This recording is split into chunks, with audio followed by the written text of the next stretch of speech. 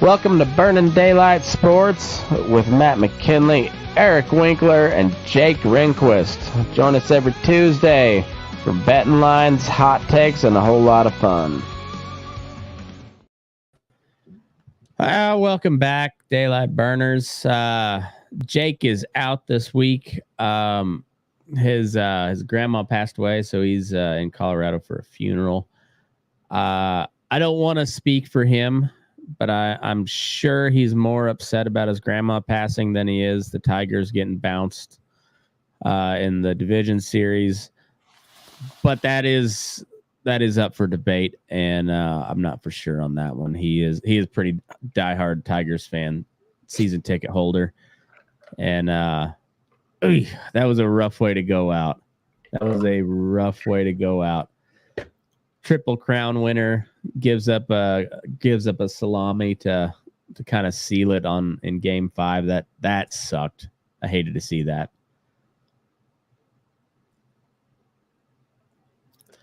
But anyway, Eric's here holding down the fort, and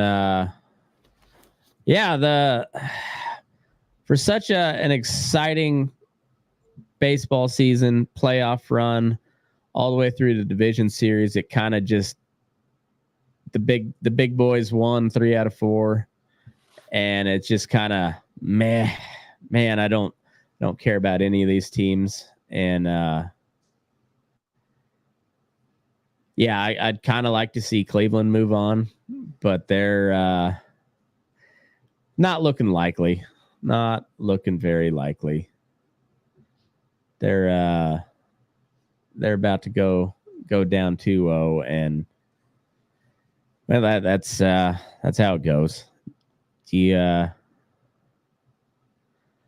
big turns out those big payrolls kind of pay off come October if you get the right guys.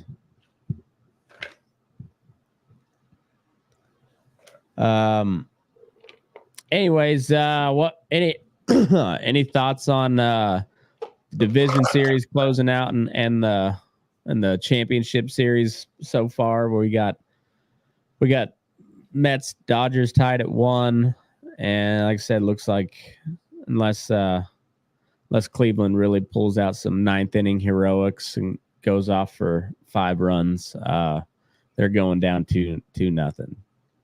Yeah, I think we might see a sweep in the ALCS. It's kind of shaping up to be that, and I hate to see it, but that's kind of what it's looking like. The Padres bats just went stone cold in Game 4 and 5. I mean, they came out, just hitting the ball all over the place all the time, and then got shut out Game 4 and Game 5, and see you later. I hated to see that too, but Phillies, Mets, I was kind of rooting more for the Phillies. I like Bryce Harper. But the Mets have had a fun story. Like, they're still they looked like they might have been in some big trouble going up against the Dodgers, getting spanked that first game, but then they came out swinging last night, and that series could be really fun. I think it's going to be a lot more fun than this ALCS. I don't disagree. I think the if the Mets don't win, they're going to at least take the Dodgers to 7 games. I'm seeing a lot of talent on this Mets roster that's actually coming to play, which we didn't see for the first half of the year and for the last 2 weeks of the season. Yeah. But I guess they took their break that they needed, because they're coming out ready to play. I mean, it's honestly looking like the Mets kind of tailed off on purpose, so they could get that wild card, just so that they could have that momentum swing going in.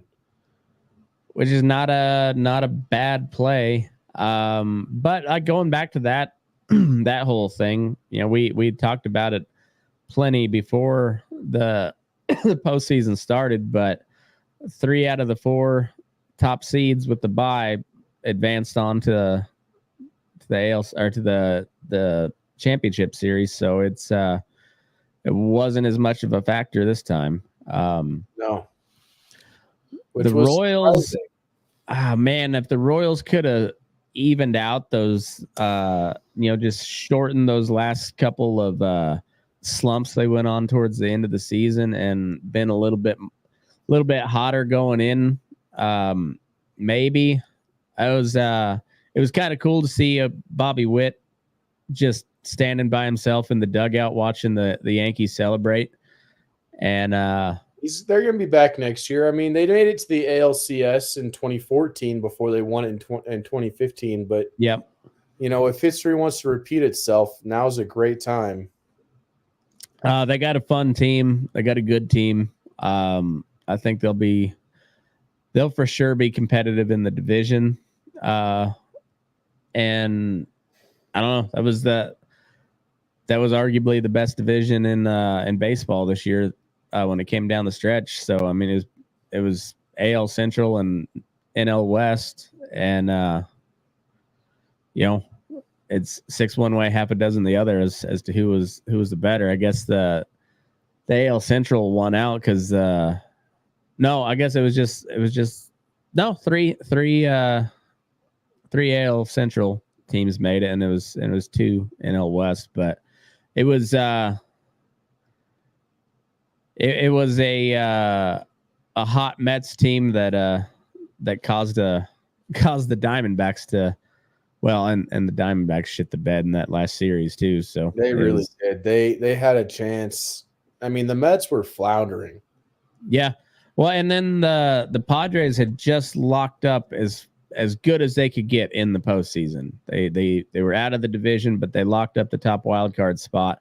Didn't have much left to play for, like those, and they had, the Diamondbacks had 2 games to just go out and seal their spot in the playoffs, and they couldn't do it. And outside looking in, it's how it goes. And but yeah, now it's looking like the big boys, 3 out of the 4 made it. Yeah, and if it hadn't been for an incredibly hot Mets team coming in, it could have been just the top 4 going at it in the championship series. So it was fun. It was really kind of fun up till these series, and now I'm not nearly as excited about them. I'll watch them. It's still baseball, and it's been good baseball, but Cleveland fans aren't nearly as rowdy as it seems like as the Mets or the Padres, and the Yankees fans are always Yankees fans. They're some of the dumber baseball fans I've ever met, as far as baseball intelligence goes. But I'm sure there's a buzz there, but it doesn't. You could feel the electricity in Petco through the TV screen.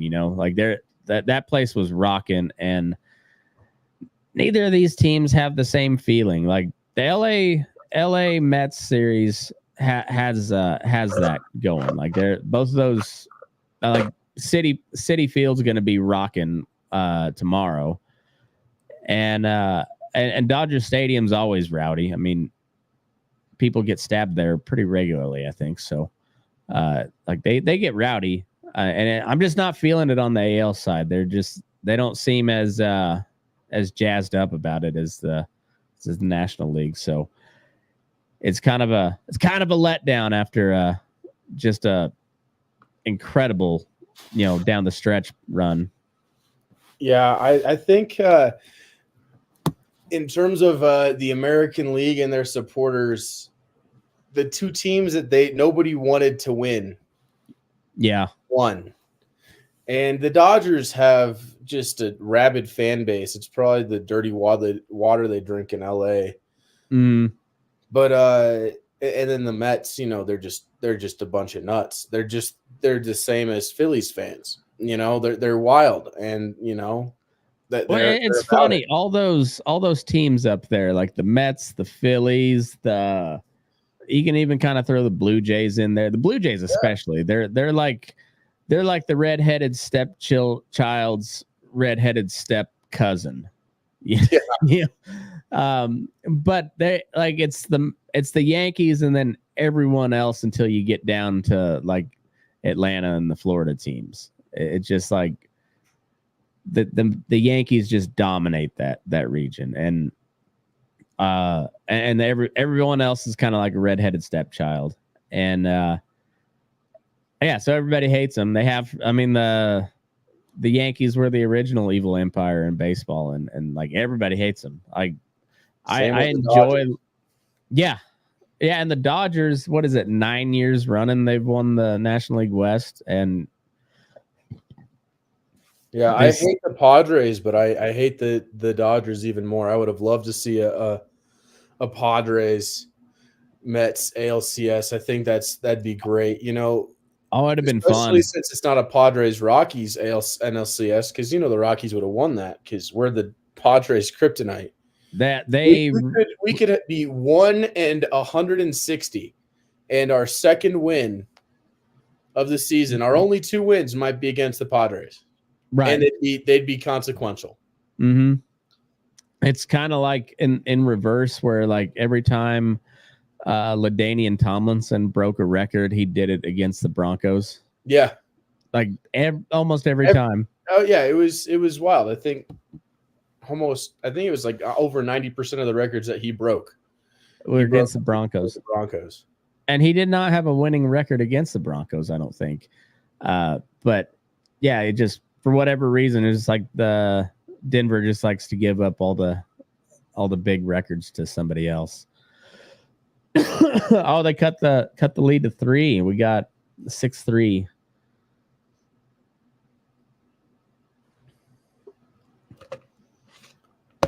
Yeah, I don't mind the Naylor boys on the Guardians. Jose Ramirez is good, but he's not somebody I really root for. I don't know. They're just kind of. Yeah, I don't know. They're both these teams that just kind of blah. Not excited. But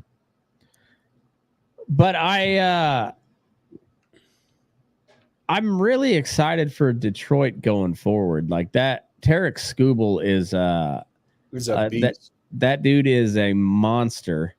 And yeah, I hated to see him get bounced out of the playoffs like that, since he had been just almost unhittable going into that game. And he kind of had a knack of getting himself into a bind and then working himself out, and eventually it's going to catch up to you. And well, fuck the Cleveland today. They had like, I think they've had like 5 or 6 walks in this game, and it's come back to bite them in the ass every time. And yeah, he just even Skubal, who won the Triple Crown, ERA, strikeouts, and what was the other? ERA, strikeouts, and wins. He yeah, one bad inning in the postseason, and yeah, that's it. That's how it ends for you for the year. And so hellacious year, but man, that's a sour feeling capping it off. But I'm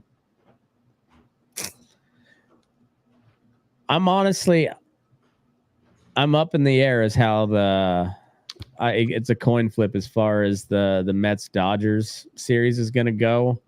Like, general wisdom says the Dodgers have the firepower, but that pitching staff is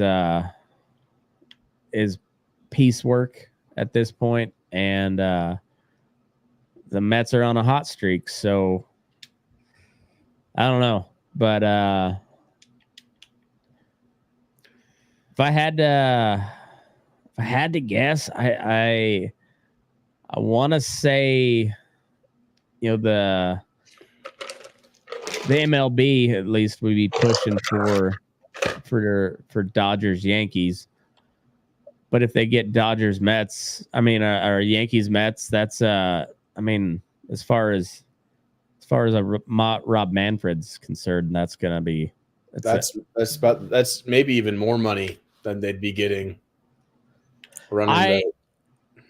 I think they want LA in there though, because I was listening on Baseball is Dead this morning or this afternoon, I guess, and they were saying the Game 5 Padres Dodgers, it was something like 14 million watched that game in Japan. So Shohei in the World Series, they're going to be, and Yamamoto. That was another one. When Yamamoto and Darvish were the starting pitchers for, was that Game 4? I think. I think so. Yeah. That Darvish is a stud. I like that dude a lot. He's been around for a while. I didn't care for him when he first came in, but he's just been solid for a while now. And but yeah, if I had to bet, I would say Rob Manfred's pushing for Yankees Dodgers. You get the two biggest media markets in the U.S. plus you get a huge contingent from the Japanese audience. And as much as I hate both of those teams, it's good baseball. That really is good baseball. It's good baseball. So, will I watch it? Of course. I'll be happy about it. Not particularly, but all right. So here's the question. Let's say it's Yankees Dodgers. I think that's where my pick's going. I think the Mets magic runs out. I don't know if it goes Game 7, but I bet it goes at least Game 6. But I think it'll be Yankees Dodgers. In that case, I gotta go. I hate the Yankees more, so I gotta go Dodgers in 7. And I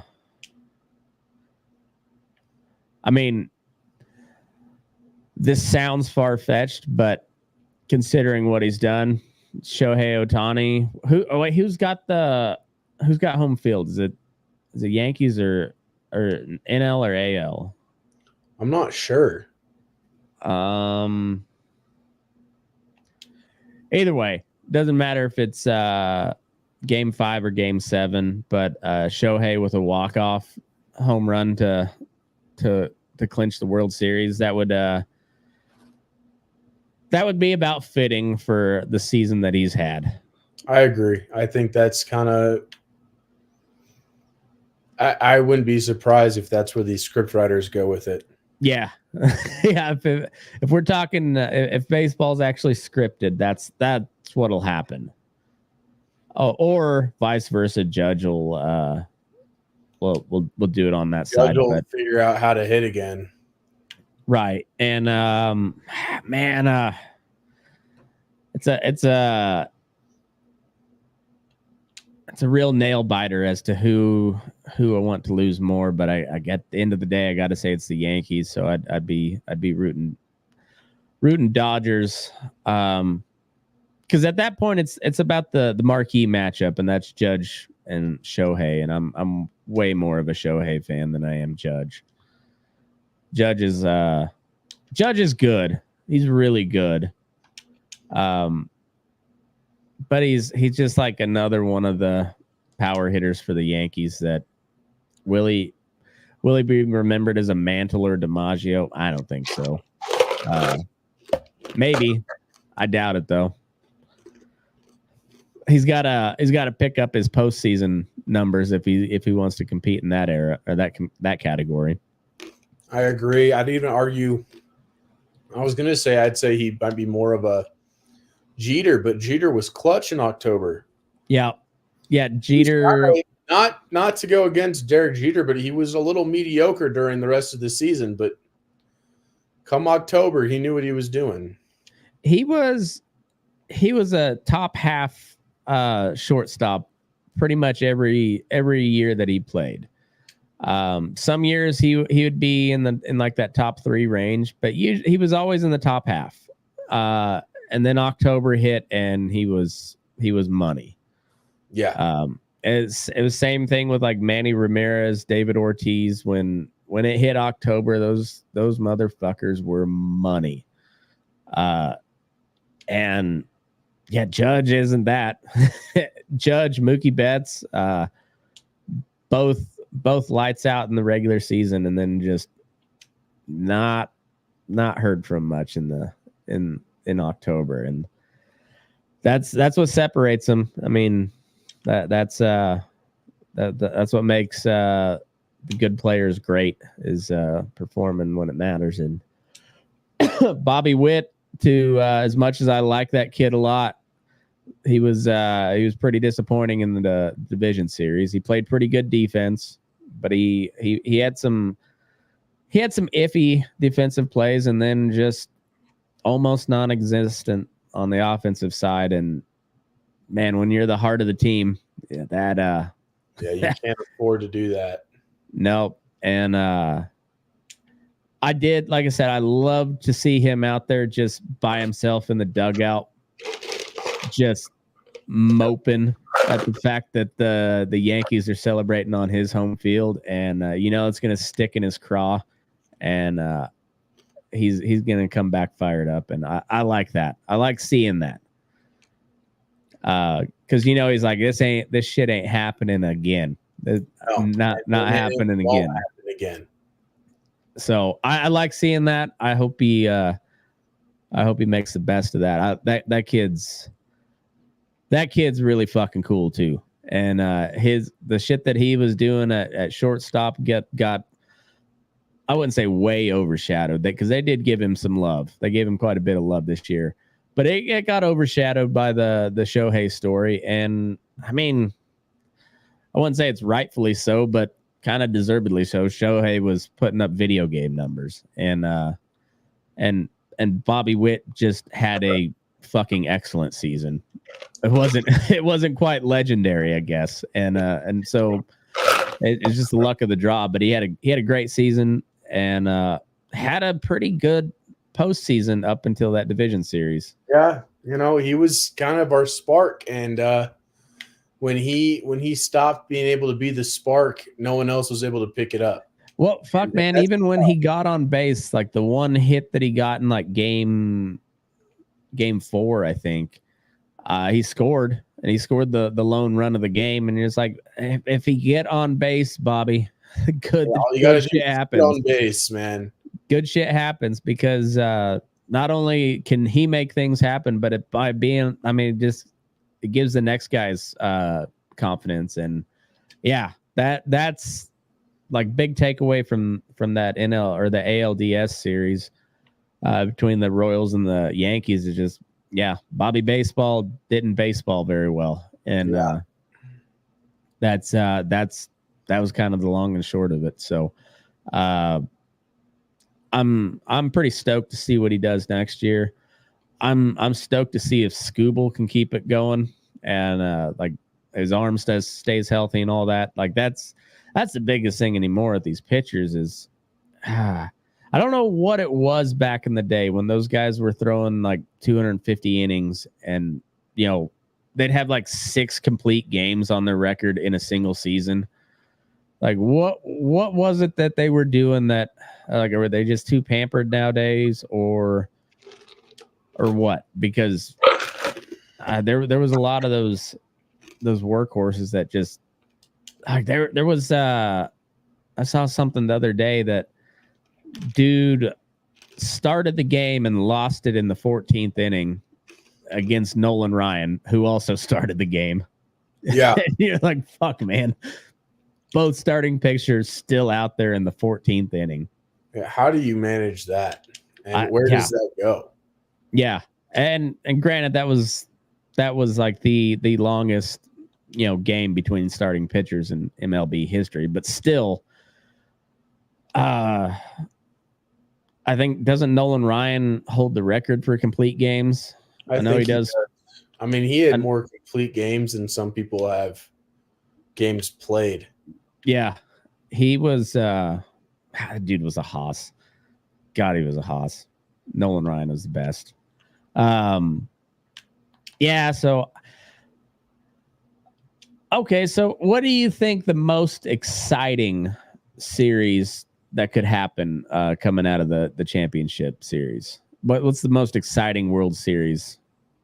New York Mets and Yankees. I think a New York series is the most exciting. Is it the most likely? No, not by a long shot. But I think it is the most exciting series that I think so too. happen. If the intended starting roster for the Dodgers was their World Series roster, that means they've got an entire starting rotation that's injured and hasn't pitched pretty much all year. So they're like if you had Kershaw and like that full starting rotation that the Dodgers were planning on trotting out, I think Dodgers Yankees would be the most exciting. But who's the number 2 for the Dodgers right now is Buehler, and he's been Walker Buehler, and he's been ass here lately. Like he's a good pitcher, don't get me wrong, but he has been ass the last couple.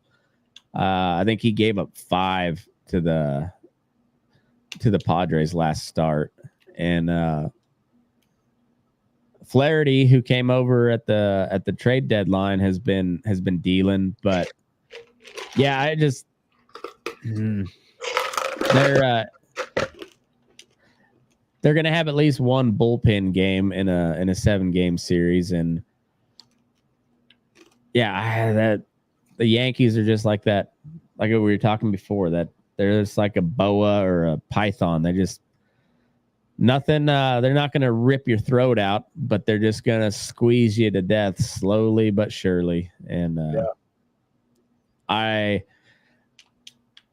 think the Mets could handle that better than the Dodgers right now, just because that Yankees pitching is pretty dialed in right now. Particularly their bullpen is their closer is unhittable at the moment, and I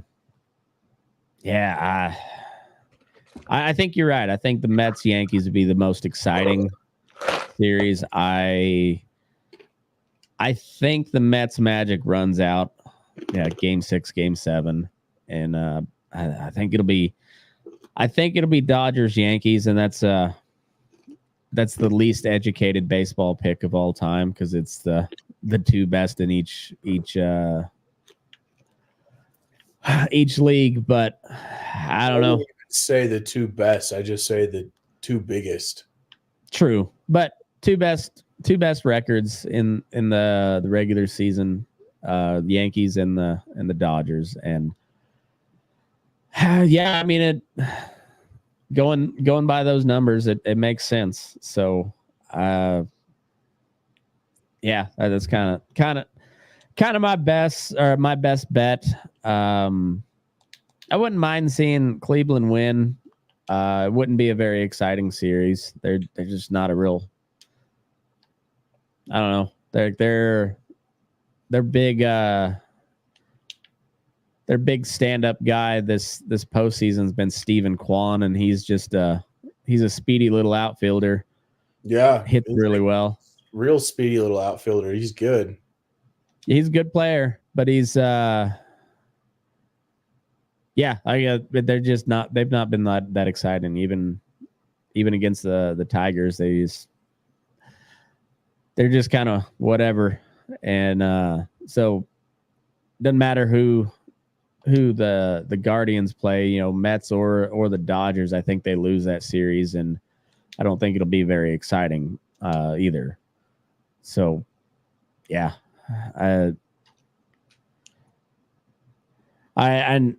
they haven't played very well first 2 games. Maybe they'll turn it around in Cleveland, but I doubt it. They look pretty flat. I guess that kind of wraps up baseball. Let me pop up the scores from college football. I watched a little bit this weekend, more than I have been. I know you're kind of still smarting from the weekend, but that's the shits of rooting for shitty teams. Hey, Wyoming is not a shitty team. All right. They're not a good team. Oh no, they're not. But they're no Kennesaw State. So yeah, there you go. I'll take the win there. I did not get my bet in on this game in time, and I'm kicking myself because we called this one last week, Arizona State over Utah. That was my big win. That was the one pick that I was like super confident. Started out hot. And when I hit that, I was like, oh man, I am on fire. I will not miss a shot. And then you came out like Fernando Tatis leading the Padres to the promised land, and then Saturday comes along and everything goes cold. Yeah, no. Wyoming absolutely shat the bed. Ole Miss, actually, I wouldn't even say that. You know who shit the bed real bad? Ole Miss. Ole Miss shit the bed. Wyoming, you could have made the case that they never stood a chance against that San Diego State team. I would have disagreed. But realistically, that was a game that Wyoming really played better than they deserved. The scoreline really showed a Wyoming team we haven't seen yet. What was the final? Because it was fairly close, right? Yeah, it was. I think it was 26 to 29. Let me pull that up real quick. Sorry, okay. In my attempt to, instead of drink away my sorrows, but instead to just, I'm undefeated with Wyoming in my little college football game. Nice. Well, that always is helpful. So yeah, see, I think it was 27-24. Yeah. All right. Field goal game. And I mean, if you look at the score line outside of San Diego State's 10-point fourth quarter, if they didn't get that second touchdown, we had them. I mean, we consistently scored in every quarter, and that's how you win games. And having to kind of deal with that loss after we lost the lead there, that was kind of our own fault. That was rough. And then you lost to this guy though. Look at this. Look at this douche.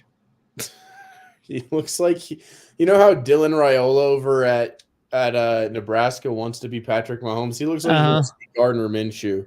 He does. He looks like he is in like the single A ball of professional wrestling.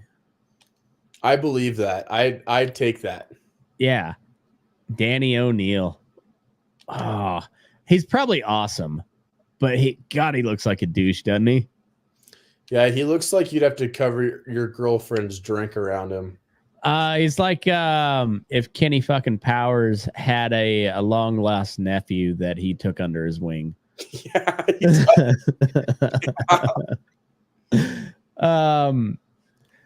Yeah, that's so San Diego State's 3-3. Yeah, you're right. Mountain West is just hot garbage this year. It's an excellence in mediocrity type thing, and it's not really fun to watch.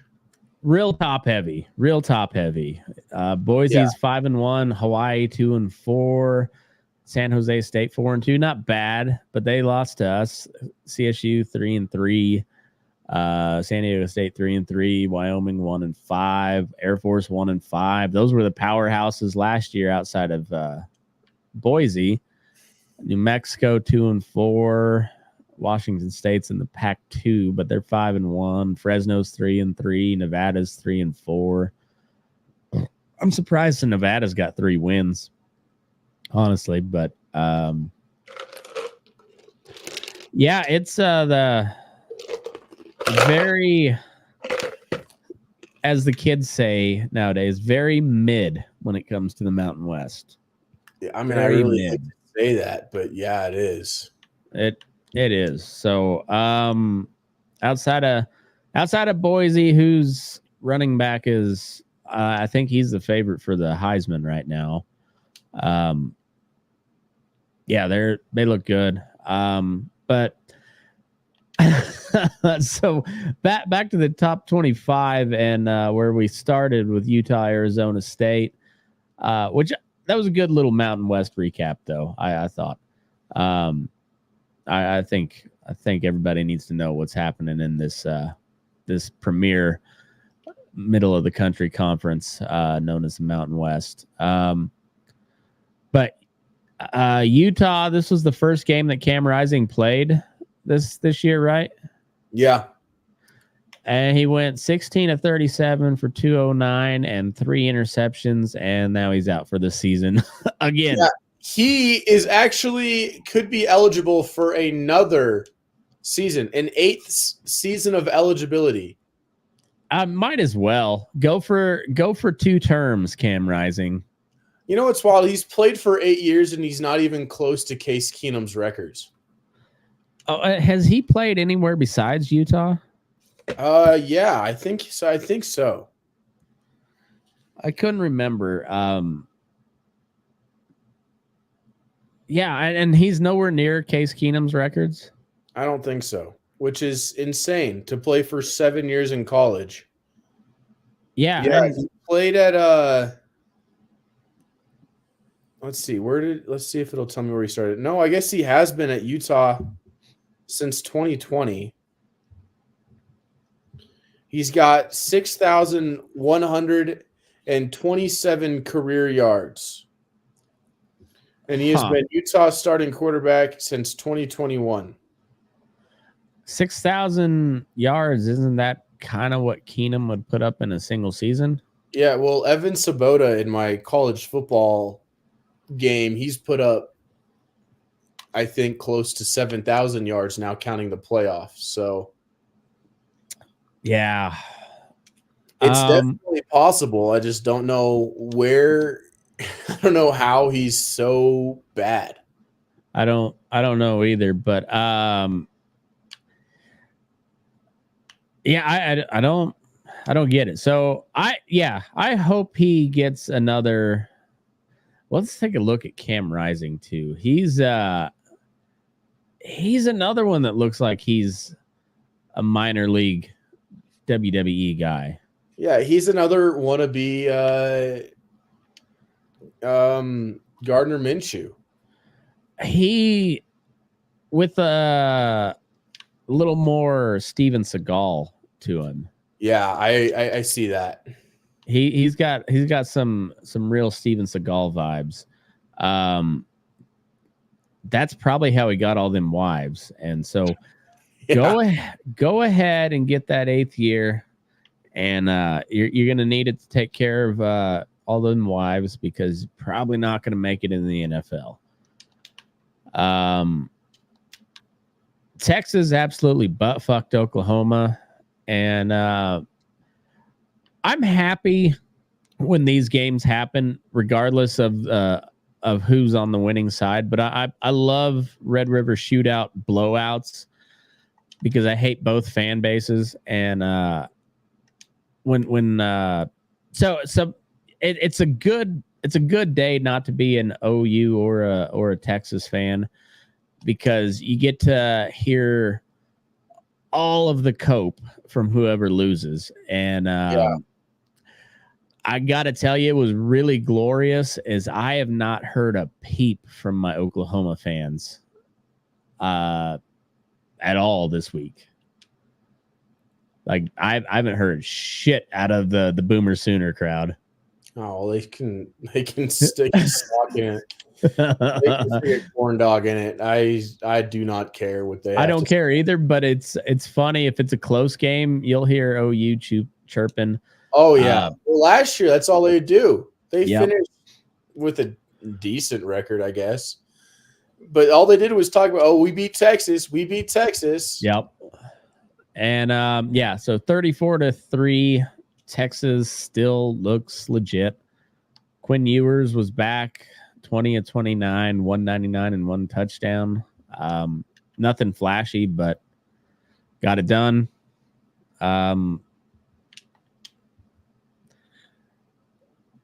Is Texas who do they lose to in the SEC, you think?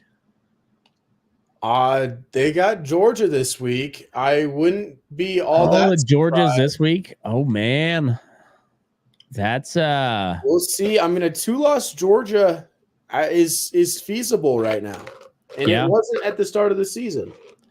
I've not really watched either of these teams. Like I watched a little bit of I didn't even watch when CSU played Texas. I was working, and let's face it, we didn't need to watch any of that. Texas won 52-0, so there wasn't much to really watch there. And I haven't watched Georgia, but from what I've been hearing, Texas seems like a more complete team. And they've been rolling people, but Georgia's been there. Texas hasn't been there in a while. So that shit, I mean, it's a little different story in college where you have constant turnaround, but like, I don't know, like Georgia's established and they kind of have that culture. Like, no, we don't do that shit here. We fucking win. Like we win convincingly. So where is it in Austin or is it in Athens? Let's see. I'm still on Cam Rising. Well, so is the NCAA. Yeah. So is America. America's still on Cam Rising. Go get it, kid. It looks like it is in. Or I guess Austin this week. Yeah. It's next. It's not this coming week. It's next. Texas has a bye, I guess. Or I'm just scooging past them. No, it's week 8. How am I missing them? Yeah, it's in Austin. It's a 5:30 game. Yeah, which is weird. It's still going to be 84 degrees at kickoff. Yeah. Yeah, that'll be. We'll get to that. That'll be a good one. We'll get to predictions here in a minute. But Ohio State, Oregon, this was a hell of a game. All the shit we were talking about, Oregon being soft. They came out and they punched Ohio State right in the fucking mouth over and over again. And it was a good game. Props to Ohio State, too. They look good, but not good enough. Nope, not quite there. That final play from what's his name? Will Anderson. Was it Anderson? No. Who's the Ohio? It's Will Howard. Howard, that's right. Will Howard. Yeah, it was kind of an oops play, but I don't know. It was I've seen a lot of Ohio State fans bitching about the timeout not getting called and all that, and I don't know. Shouldn't have let it come down to that if you were that fucking good as they all claimed. Ohio State fans are also some of the more insufferable college football fans. They're annoying. Texas, Ohio State, Bama, Florida State, Nebraska. Nebraska fans are insufferable. They have no reason to be. They haven't had a reason to be since the early 90s. But yeah, that was a fun game. I don't know if Oregon State beats Ohio State in a rematch. But that's Oregon made a pretty big statement with that one, though. That's a pretty. I mean, that's the biggest win in the Big Ten you can get on your first year. So yeah, especially with the way Michigan's been playing this year. Oh yeah. So I mean, easily the biggest dog in the Big Ten, and it wasn't a blowout win, but it was pretty convincing. Like Ohio State was scrambling the whole time. Like they weren't playing their game. They were playing catch up, and so it was from, even though it was a 1-point game, it was a pretty convincing Oregon Duck win, I would say. Like that, I mean, I thought they played a way better game. I think Ohio State is a better team, probably. And they should be. They get all the fucking recruits every year. I mean, they're they said they're a $29 million team. Yeah. They have every reason to be a better team, but they got outplayed. I think they came in a little too cocky, but that'll happen. So hats off to the Ducks. Penn State over USC. I didn't watch this, but this looked like it was a pretty damn good game. And it left with Penn State's now 4th in the country. 6-0 or 3rd. I think they might be 3rd. They might. They're 3rd because Ohio State. It's the first in almost 10 entire years. The first rankings that Georgia, Alabama, Clemson, Ohio State, or Michigan are not in the top 3. No shit. So we got Texas, Oregon, Penn State. Huh. All right. I can see Texas holding on to that spot. I don't know if I buy the other two holding on to the 2 or 3 spot. Yeah, I don't see Oregon finishing the big. They barely won. They barely won. Managed to play some Pac-12 football and win, and it doesn't seem like it's very repeatable. No, I don't think so either. Like I said, it was a convincing win, even though it was a 1-point win. But they played their brand of football. They made Ohio State play their brand of football, and because of that,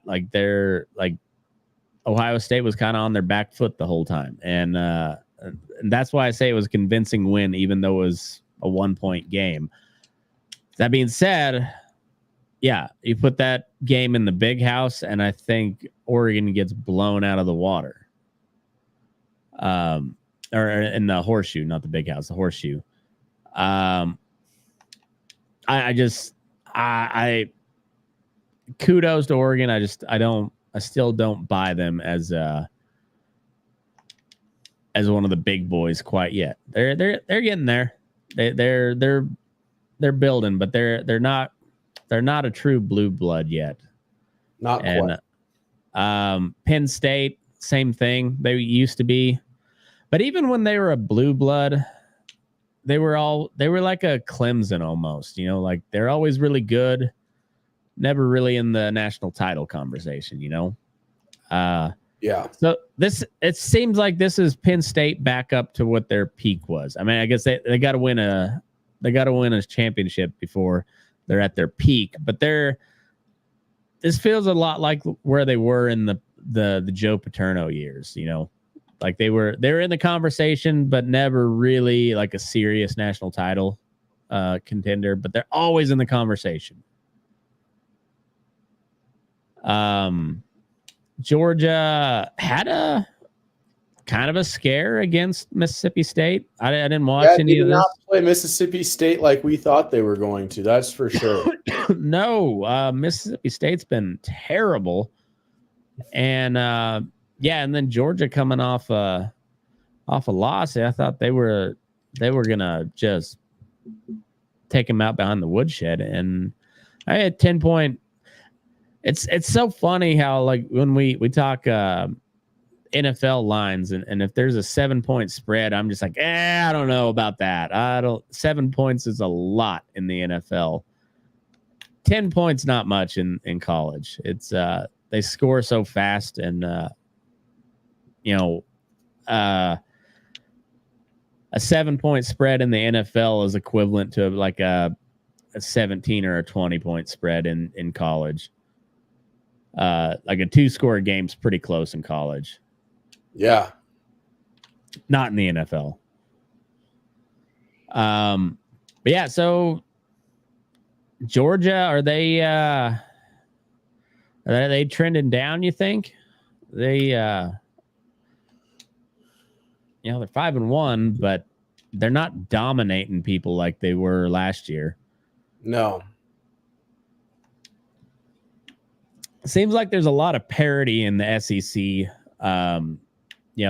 That's the non-major conferences are they're kind of getting just rated from the big schools with the NIL money. But as far as the big conferences, the NIL is kind of somewhat even the playing field to a certain extent. Like the SEC's no longer as top heavy as it once was. At least not for this year. Still fairly top heavy, but not as much. South Carolina at Alabama. I caught a part of this game. I didn't get to see the finish, but Bama squeaks it out at home. South Carolina is at one. They were ranked in the top 25 at the beginning of the year, right? I don't think they were. Maybe they weren't, but they were kind of talked up like they might could do something this year. And 3-3, it's not it's 500 record, but not great in the SEC. And but I don't know. Anytime you give Bama a run for their money, that's a pretty good day. So doesn't matter who you are. But Bama's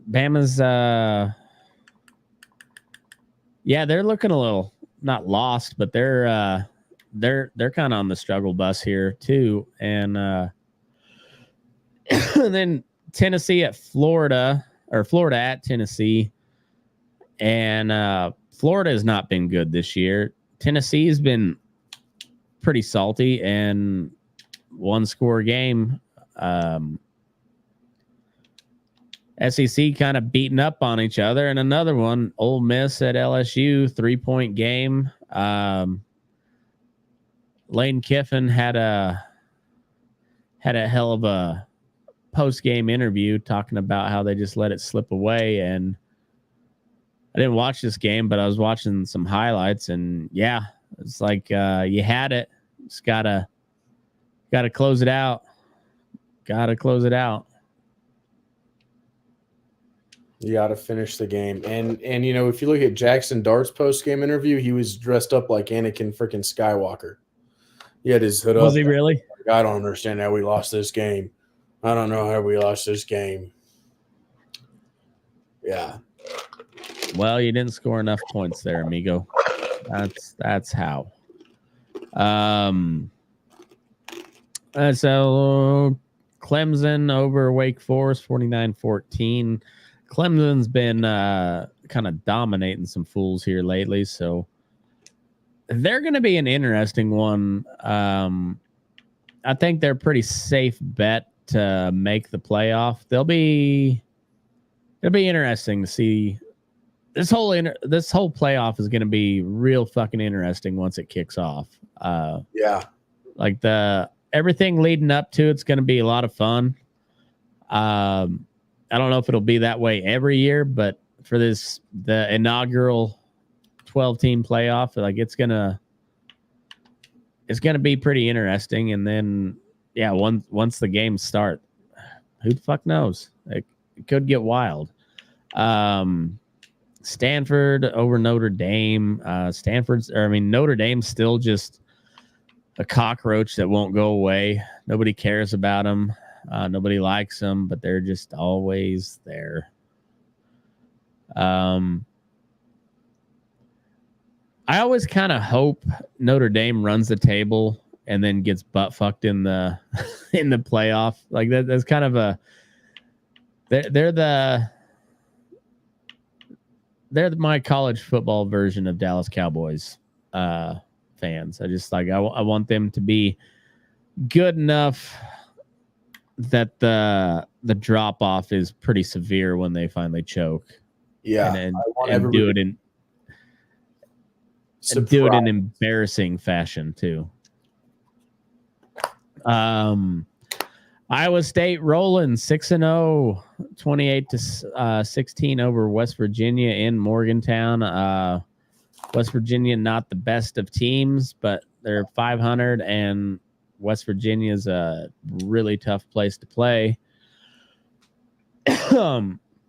Iowa State, I'm kind of rooting for them. That's kind of who I want to win the Big 12 right now. Go Clones. BYU rolled. I thought that was going to be a closer game than it was with Arizona, but 41-19. It is Provo. You got the ghost of Brigham Young lurking around there, so shit gets weird. Yeah. But BYU's 6-0. They were ranked 14. Iowa State's was at 11. Big 12 is a pretty salty conference. Like I don't know if they could actually hang with the big boys in the SEC or the Big 10 yet, but it's a fun, scrappy conference. And I don't know, BYU, K-State, Iowa State, they could reach up and they could knock somebody down a peg for sure. Boise over Hawaii, 28-7. Not a high scoring game, but it's what you'd expect from Boise. Take care of business. And then K-State with a close one in Boulder, coming out with the win, 31-28. Travis Hunter is out for the season, isn't he? I think so. I don't think Travis Hunter's coming back. I'm no fan of CU. I was intrigued by him last year with Dion and all the hype, and it was cool to see him play. You know, people paying attention to any football played in Colorado at that point. I'm kind of over Dion, but that Travis Hunter is incredible, and I hate to see him get hurt, but anyway, fuck CU. Yeah, I mean, I hate to see him get hurt because I really wanted to see him go for the Heisman. I think he was. I think the only one I can see taking down Ashton Genty for it. So yeah, I hope. What was his injury? Do you know?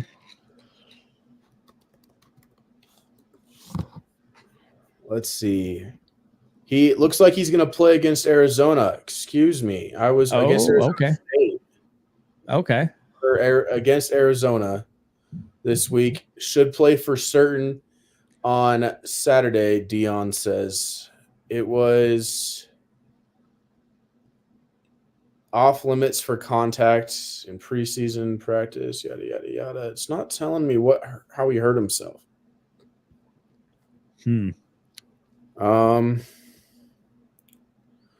All right. Career-threatening tragedy against Kansas or against K-State. But now he's for sure playing on Saturday. He is either going to play fucking phenomenally out of his mind or he's actually going to get, seriously hurt. Yeah. It's saying a right shoulder injury. Okay. Huh. Yeah. Looks like it was just maybe like a bruise.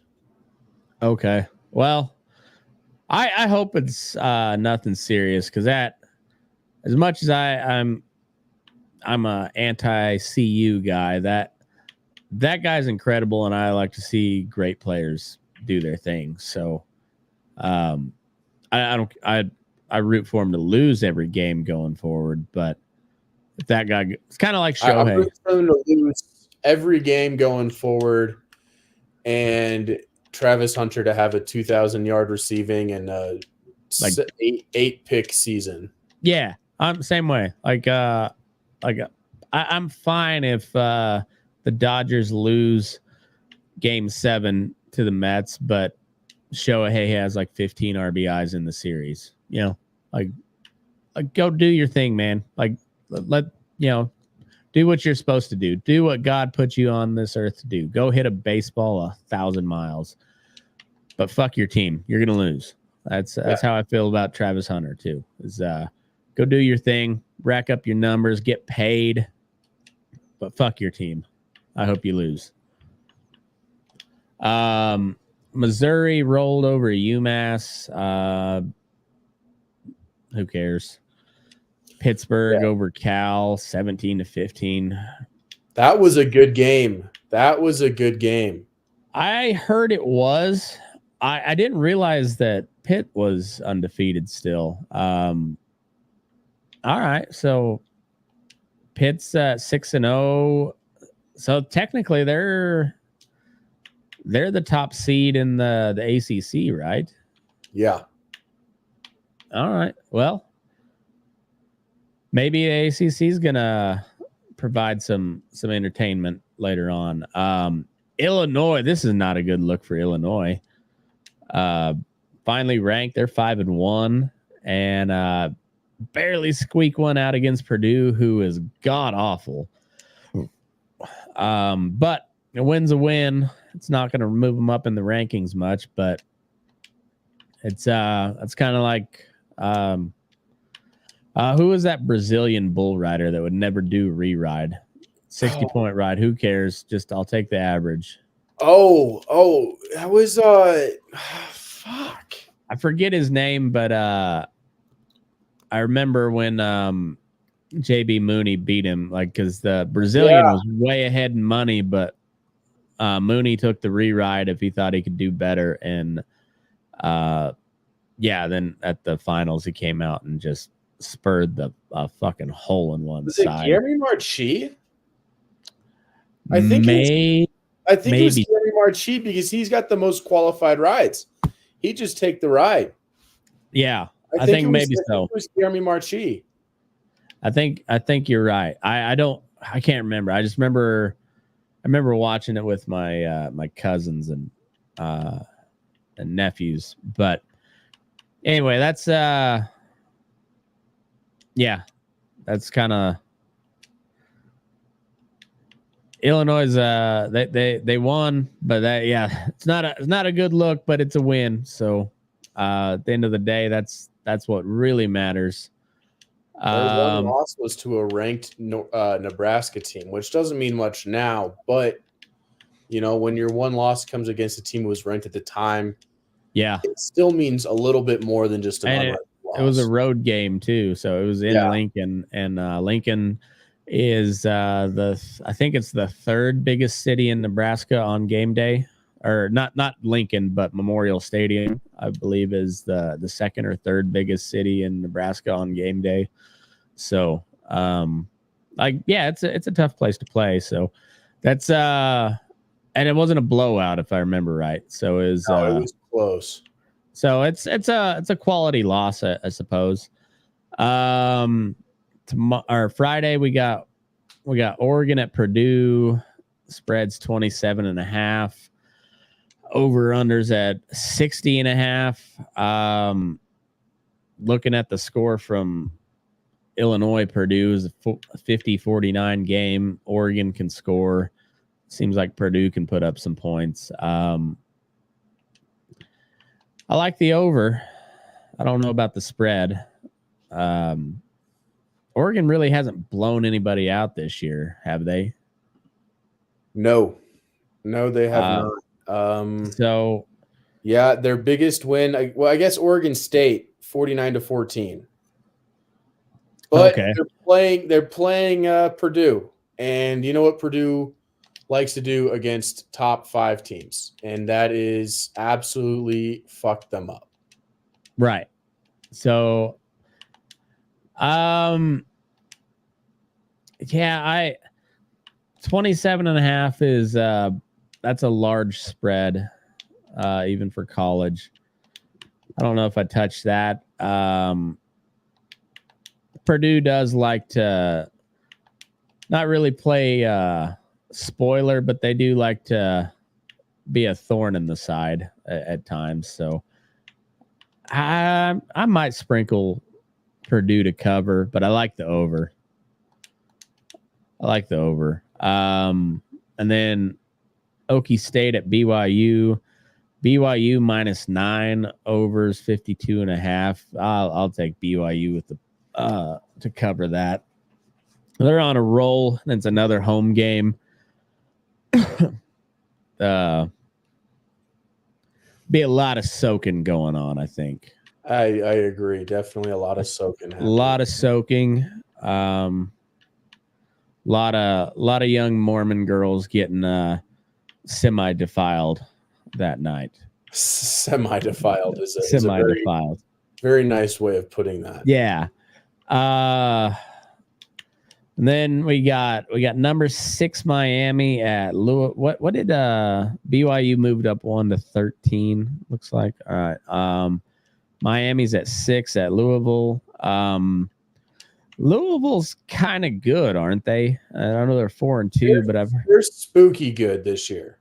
Okay, they always tend to have kind of a fun, flirty type of team. Like they're not going to go win the world, but they can they're kind of flashy and will win some big games here and there. Miami -4.5. It's in Louisville. Over under. Give me the over. I like the over. I don't know. I don't know who.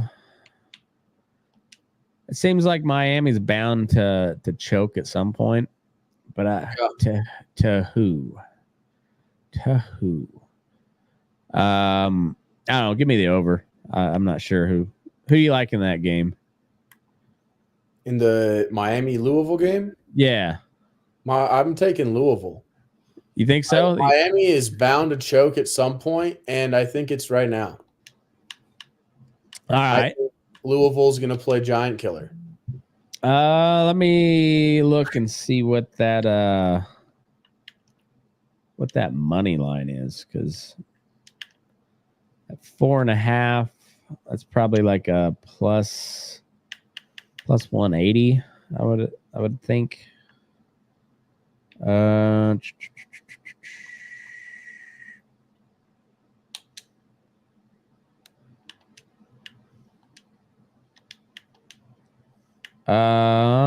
Plus 164 Louisville money line. I might sprinkle a little bit on that.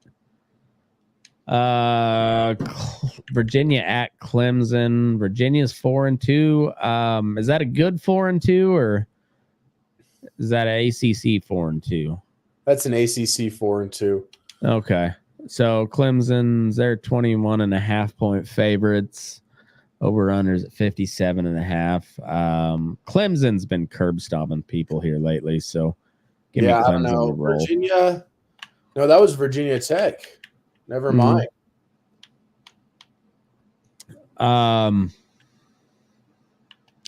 Yeah, I think Clemson rolls. Who took Miami down to the wire? But yeah, that was. Oh yeah, that was Tech.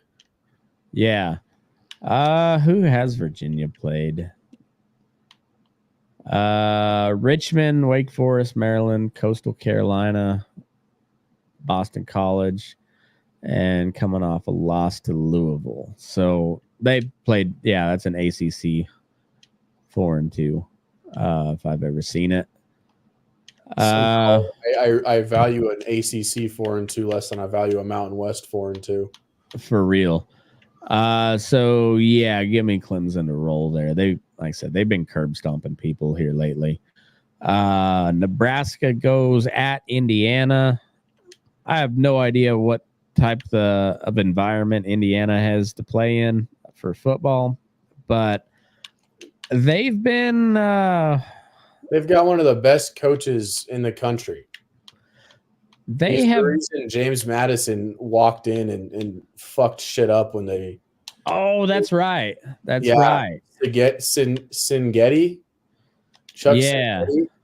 Yeah, dude is a phenomenal coach. I think that Nebraska loses. What is that now? That'll be their second game. It's wild that they've lost one game and they're unranked. Yeah, I would have thought that they would have been getting sucked off a lot harder than they've been. Well, and they lost to CU. That was it. No, did they lose to CU? I thought they beat CU. Who did they lose to? Well, Illinois. That's right. They lost to Illinois. They beat CU 28-10.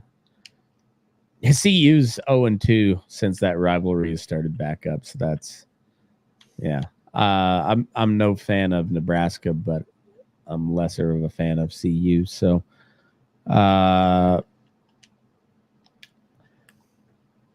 Indiana's minus 6.5. It's a home game for Indiana. Where are we at? There we are. Give me Indiana. I think they roll.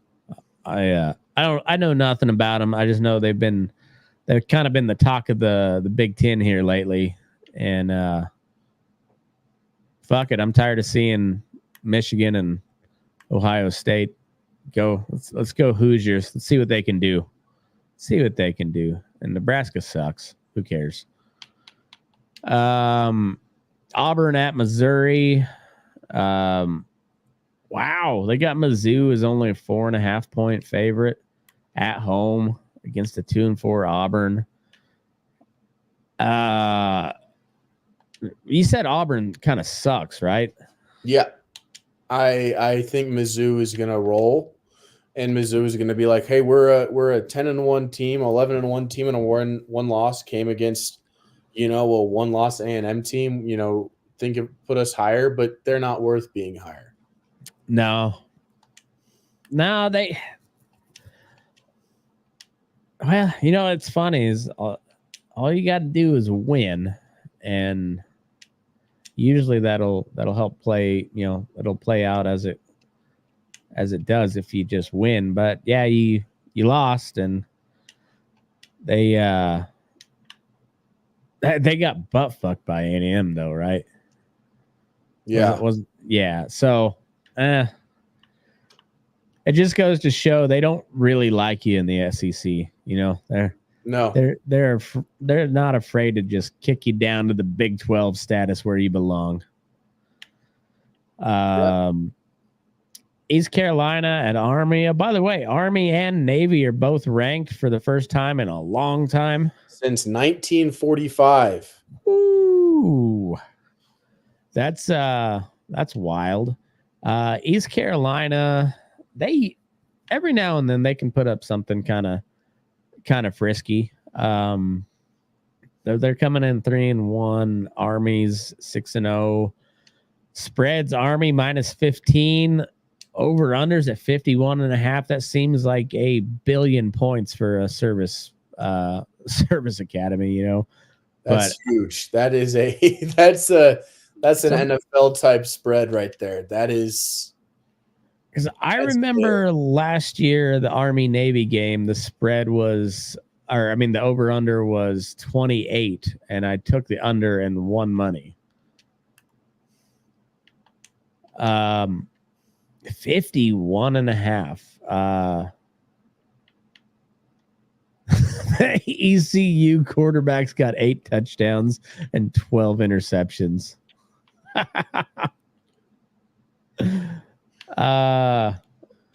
Jake Garcia. Oh, he looks like his dad would sue the fuck out of you.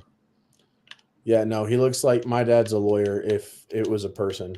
He's like a stereotypical Southern frat boy. Yeah, absolutely. You could change him out with one of about 200,000 other Southern frat boys across the SEC. Bama at Tennessee. This is an early game. You think that'd be a night game? That the last time Alabama played at Tennessee, they threw the goalposts in the river. So we might see a repeat of that. So I'm excited for that game just because I hate Alabama and I hate Tennessee, but it's so fun to watch Alabama lose. Oh, yeah. Does Tennessee call out the National Guard? They might have to for this. Spreads, Bama -3, over-unders at 56.5. I like the over. Yeah. Give me Tennessee money line. Fuck it. I'm with you. I like to see Bama lose. Georgia Tech is playing at home against Notre Dame. Notre Dame's -11 favorite. Over-unders at 49.5. I want to pick Georgia Tech, but I'm not going to. It seems like a trap for Notre Dame haters, because Georgia Tech's been pretty good this year, 5-2. They beat Florida State when they were. What was Florida State ranked? 10. Beat number 10 Florida State in Dublin, Ireland. Now, granted, Florida State they still at 1 win? Yeah. They're not good. Well, they've got 2 wins at this point. Oh, okay. 2 wins. All right. Well, we'll see. I'm not sure. I think they've got 2 wins. Nope, they're 1-5. 1-5. All right. Florida State's got Duke. I'm gonna stay away from that game for sure. I don't trust Notre Dame not to fuck me. So on a game like that, if they were playing a real team, I would bet against Notre Dame. But in a iffy game like that, I don't trust Notre Dame to not fuck me one way or the other. So I'm just not going to bet. Michigan at Illinois. It's funny seeing Illinois be good this year. So we got Michigan -3 on the road. Road favorite, 43.5 over under. I don't know anything about Illinois as a team. I know they've played pretty good football, but like as far as any details about their team, I don't know. And from what I've seen of Michigan, they've not been all that impressive. Give me Illinois. I think I don't know if they win that game, but I want them to win that game. I want them to win. And then we got Charlotte at Navy. Navy's coming in at number 25. Army was at 23. Yeah, 23 for Army. Navy's -17. Spreads or the totals at 55.5. What is going on with these service academies? I'm not used to, like, 55 might be the total points that Navy scores an entire year. That's wild. I'm going to take the under just because on both of those. I'm going with tradition and I'm taking the under on service academies, but I hope they both I hope they're undefeated going into the Army Navy game. That'd be cool as shit. Who do they got left to play? Because they got UTSA. Army's got Notre Dame. That's pretty much it as far as tough games on Army's schedule. So, I mean, they they could definitely be undefeated going into that Army-Navy game. Navy has Notre Dame, South Florida, Tulane. I don't think Navy's going to be undefeated going in. I don't know. They both have Notre Dame on the schedule, I think, right? Mm. Or is it just Navy? No, they both do. Navy plays them next week, and then Army plays them, I think, the week after. What are they, in the American? Yes, American. I mean, we could see their one loss each. You know, they might just be 11-1 teams going, or 10-1 teams going to the Army-Navy game, and then they're both losing to Notre Dame conference championship. Yeah, that'd be cool. Yeah, and the Navy had a little tougher schedule though, because they got Tulane and South Florida, which are both pretty tough teams. It'd be cool to see them both undefeated though, going into the Army-Navy game. A&M at Mississippi State. Who cares? Mississippi State sucks. LSU at Arkansas. This could be an interesting one. Arkansas has been playing pretty decent football, and I don't know the last time they've been really good, but they've been known to play spoiler from time to time. LSU's minus. Ooh, they're thinking this is going to be a close game. LSU's minus 2.5.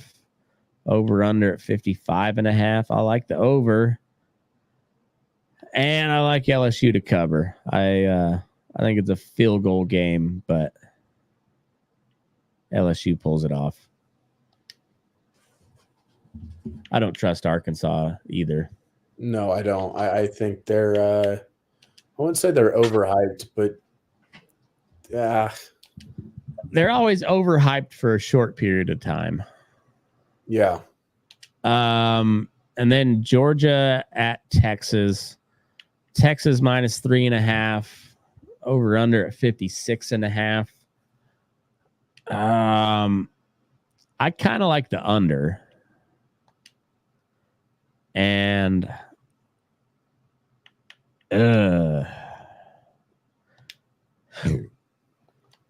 going with Georgia. Just I think Texas is probably a better team, but Georgia's got the experience, and Texas is prone to choke.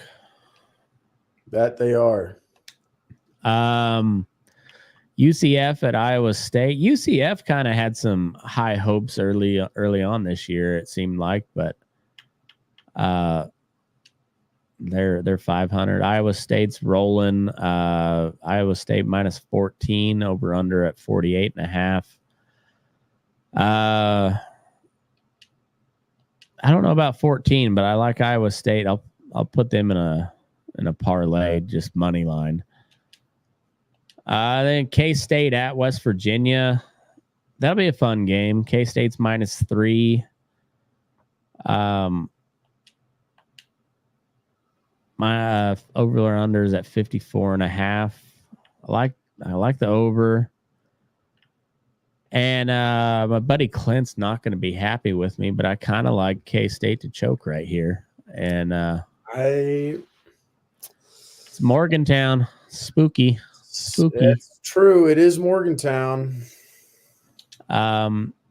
K-State's had some close games here lately, and their quarterback has made some atrocious decisions in some of those close games. And yeah, I think they're bound to lose another one. They're not looking all that as sharp as they should be against some of these teams. And yeah, give me West Virginia to knock them off. At least to cover the 3. But I wouldn't be surprised to see West Virginia with the win here. And yeah, all my K-State fans will not be happy to hear that. But if they win, I'll eat crow. You're supposed to beat West Virginia. You're higher ranked. SMU's back up in the rankings. At Stanford. SMU minus 16 over under at 53.5. Sure. I don't know. I don't know anything about either of those teams. I saw SMU play Nevada in the week 0 game. I wasn't impressed by either one of them. And no need to throw your money on that game. That's not going to be good football. It might be fun. It's not going to be good football, though. Any other intriguing games coming up outside the top 25? Let's see what the Mountain West has got. Well, a 5-1 North Texas versus a 5-1 Memphis in the American. That one might be good just because of the North Texas is kind of making some waves in the mid-major conferences here lately. Like they've been whooping up on some people, and honestly, I didn't know they were a Division I school until I heard about them this year. Like I knew they existed, but I always thought they were a D2. So good for North Texas, I suppose. Yeah. And then the Mountain West, we got Fresno at Nevada. Who cares? Hawaii at Washington State. It's at Washington State, but it's a morning game. Also, who cares? New Mexico, Utah State, who cares? Wyoming at San Jose State. Well, CSU just beat them, so can Wyoming return the favor? I really hope so. We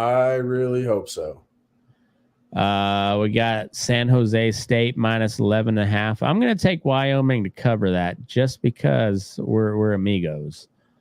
CSU at Air Force. CSU always plays like dog shit at Air Force.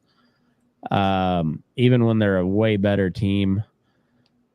Spreads minus 7. CSU over unders 46.5. I'm not going to bet this game because I don't want to bet against my Rammies, but I think Air Force covers that. They might cover the spread. I don't think Air Force is going to win. I don't think so either, but I think Air Force with the points is a pretty solid bet. CSU should go in there and win by 2 scores, but they won't. They don't play Air Force. They don't play at Air Force very well. Then UNLV at Oregon State. That'd be a fun game. UNLV's at minus 7.5. Over under at 61.5. I might take Oregon State to cover that. I don't know. UNLV's kind of an enigma, especially after their quarterback and running back are sitting out, but they're still winning. So they lost a close game, but doing better than I thought they would. On to the NFL. Kind of a snooze fest this week. Niners beat the Seahawks on Thursday night. That was a close game. Niners are banged up still, but they're 3-3. Seahawks should be better than 3-3. I'd really be interested to see what Drew Lock could do instead of Geno Smith with all of those freaking receivers and talent he's got over there. But I don't know. Apparently he couldn't beat Geno out for the starting spot, so maybe he's just not that good. I don't know. I'll always wonder. Bears kicked the shit out of the Jaguars in London. The Jags typically play pretty good in London, but Caleb Williams, he had a pretty good game, it seemed like. 23 of 39 for 226, 4 touchdowns and a pick. Sacked 3 times. Yeah,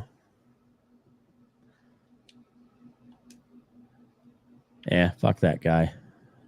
The Jaguars are terrible. And so are the Bears, but I guess the Bears are just less terrible.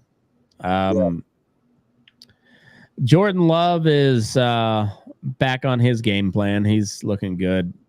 Packers rolled over the Cardinals 34-13. Is Harrison out with a concussion? Yeah. Malik Neighbors was out with a concussion for the second week. My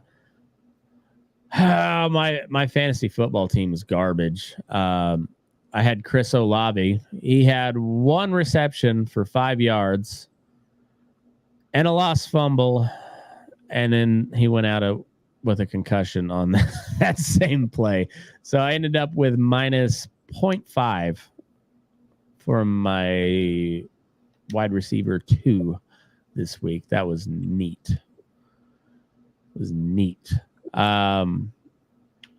Packers are starting to hit their stride, it seems like. Jordan Love looks like he's still pretty legit. We'll see what the Lions, how they react to losing Aiden Hutchinson. But here come the Packers. As is usual, they're pretty good. Colts, Titans, who cares? Joe Flacco still doing Joe Flacco shit. 22 of 38. Not great, honestly. 189 and 2 touchdowns, but got the win. No picks. Old man Flacco still getting it done. Texans kicked the shit out of the Patriots like they should. Bucks kicked the shit out of the Saints. This was a close game for a minute, and it was kind of a blowout, and then it was close. Actually, the Bucks were down after they went up 17-0, and then they were down 27-24 at halftime, and then shut the Saints out in the second half. Baker Mayfield, 24-36, 325 and 4 touchdowns. Might be the MVP this year. I can see that. I can definitely see that. I wouldn't hate it. I didn't care for Baker because he was at Oklahoma, and I'm not an Oklahoma fan, but you can't help but respect the little bastard. He's a winner. He just he's always there, and when he's there, he's typically making plays. So good on him. I don't know what the fuck happened to the Saints. They started out on a tear, and then they're just kind of flatlined since then. Eagles beat the Browns 20-16. I think that coach in Philly is going to get fired with a winning record. I think Nick Sirianni's gone. Yeah, the Philly faithful are not fans of him. And he was chirping at the fans after he beat the Browns, who are arguably the worst team in NFL history, franchise-wise. It's a friendly way to describe it. Yeah. Well, I mean, it's the Browns and the Panthers, the Jaguars. Up until a couple of years ago, the Lions. The Bears, they'll tell you they won the Super Bowl in 85, and yeah, they did, but they haven't done shit since then or before. So, but yeah, honestly, I think the Browns have got to, maybe the Jets. The Jets are up there too. But yeah, the Browns are a terrible franchise, and especially this year, they're arguably the worst in the NFL. It's amazing how mediocre the Eagles look at times with the amount of talent they have. Like that Sirianni's not a good coach. Jaden Daniels is the real thing. Kid's good. Come up short to the Ravens. The Ravens are, man, if that running game stays healthy, they're a problem. They are a real problem. The defense is good. But yeah, the Ravens are really starting to hit their stride. How the Broncos. It's like I posted a meme, and it was just a series of arrows of and the Denver Broncos in the middle. Get your hopes up, or you start to believe again. Get your hopes up, and then they let you down, and it's just a constant rotation. And sometimes, most of the time, it's within the same game as well as the whole season. We were talking earlier, and this is eerily similar to the Tim Tebow playoff year, where the first half of the game is just hot garbage. 2 weeks ago, I think it was 2 weeks ago, Bo Nix had minus 7 yards in the first half. Ends up with like almost 200 for the game, pulls out a win. This past week, I think he had like it was 22 or 42. I can't remember. I think it was 22 yards in the first half. He ends up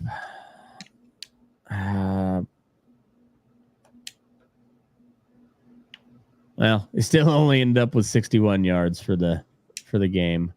Or that was rushing. 216, 19 of 33, 2 picks or 2 touchdowns and a pick.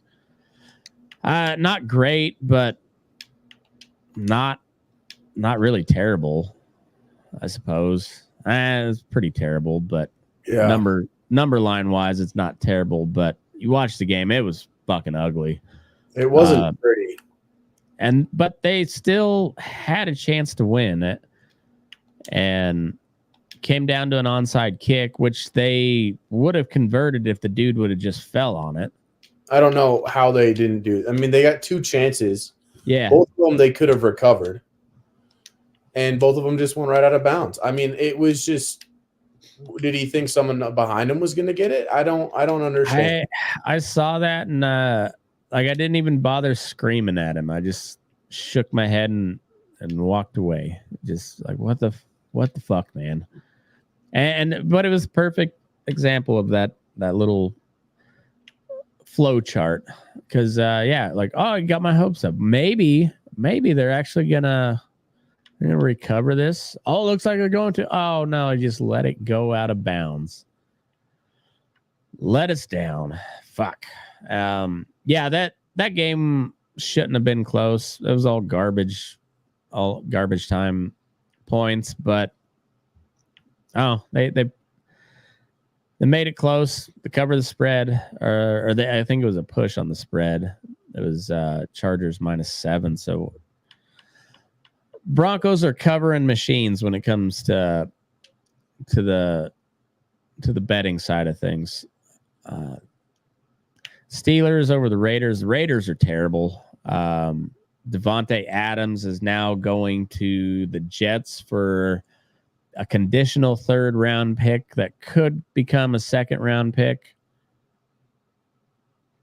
What are the odds that Devontae Adams snaps his Achilles on the fourth play of the first game he plays at the Jets?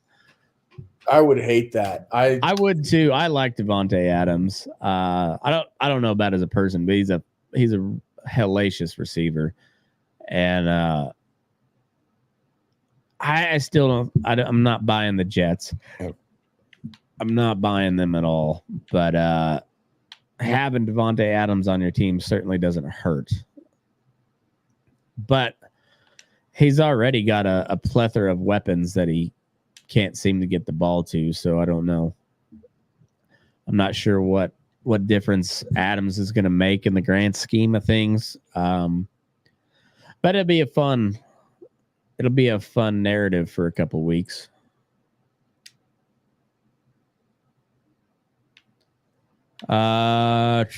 Lions kicked the shit out of the Cowboys. Did they bench him or they just pull him because they were getting beat so bad? I think they pulled him because they were getting their ass whooped. I think so too. It's one thing about Jerry Jones is he's a very loyal guy to his guys, and Dak's one of his guys, so he's not. They're not like the Raiders over there just benching their quarterback all willy nilly. They're but Cowboys are awful, and that makes me happy. So good for the Lions. That leg break was nasty though. Aiden Hutchinson, I hated to see that. That dude's a monster. But if you haven't seen it, and you're don't watch it, man. Yeah, it's made me puke. It's pretty gross. If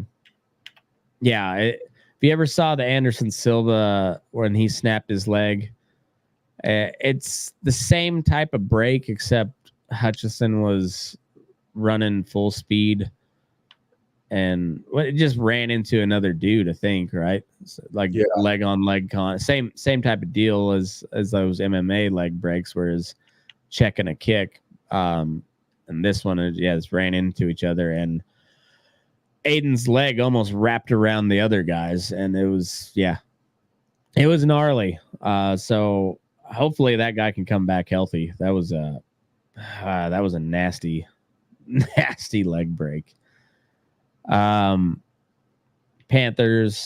rolled over the Panthers. No surprise there. Bengals squeaked one out against the Giants. Bengals are now 2-4. Both those teams are not.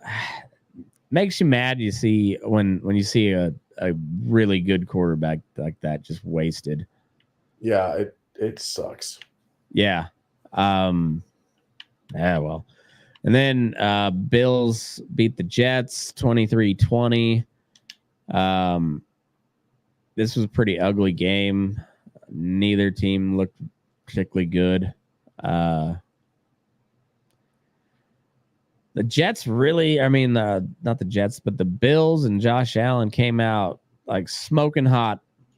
And then they've been pretty lackluster here. But that's kind of how they go. Like they're very streaky. They're not a consistent team.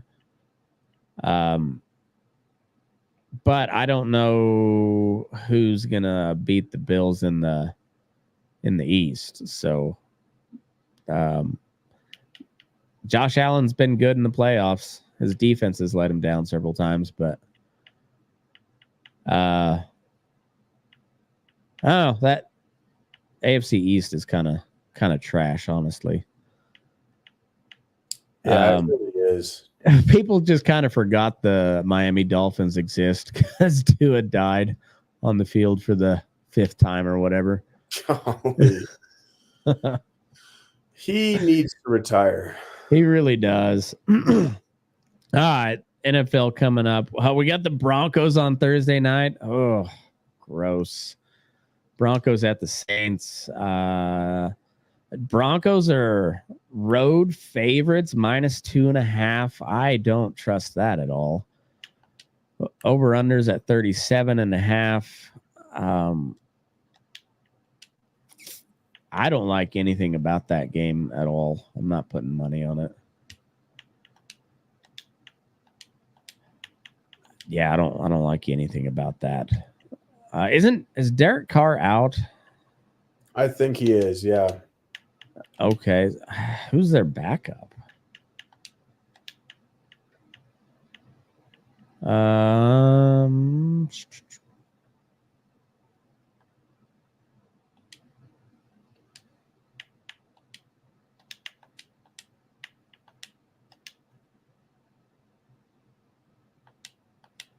Oh, Spencer Rattler. That's who it is.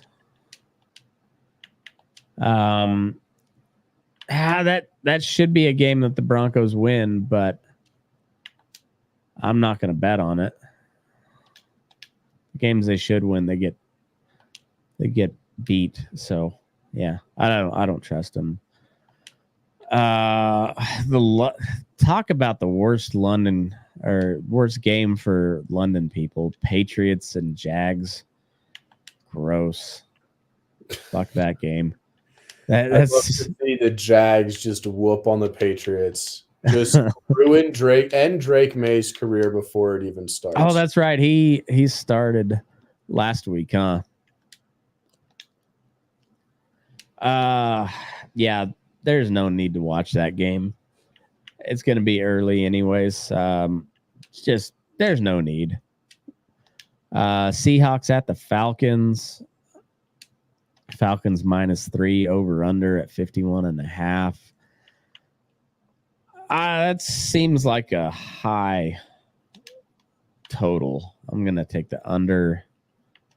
Falcons should win that, but yeah, I'll just take the over.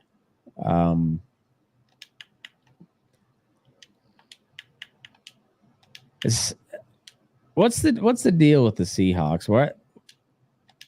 It seems like the NFL's stuck where, like, if you don't have a Lamar Jackson or a Pat Mahomes or Josh Allen, everybody else just ends up way overpaying for the next tier level that are just like, and there's several tier layers or levels below the elite talent. So it's,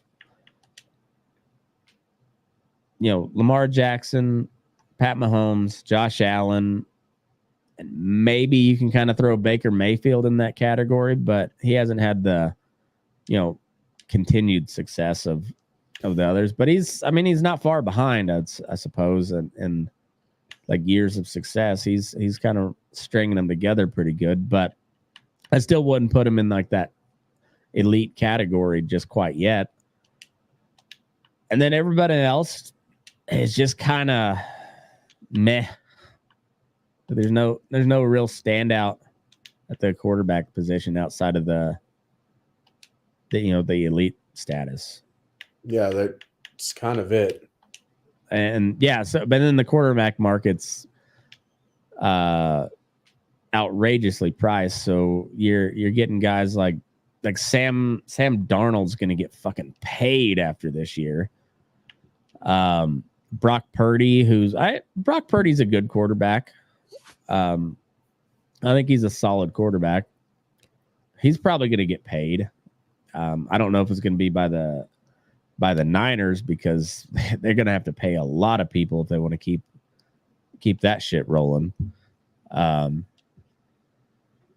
don't know. It's just kind of weak quarterback talent in the NFL the last several years outside of the big names. Yeah. Titans at the Bills. Buffalo -9.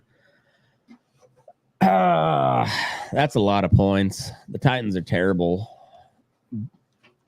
but this seems like a game where the Bills could just shit the bed. I'll throw that in a teaser and take it down to Bills -3. Over unders at 41.5. Bills can put up points, but the Titans cannot. And I'll stay away from the over-under, but I'll probably throw that in the teaser. Bengals at Browns, gross. Yeah,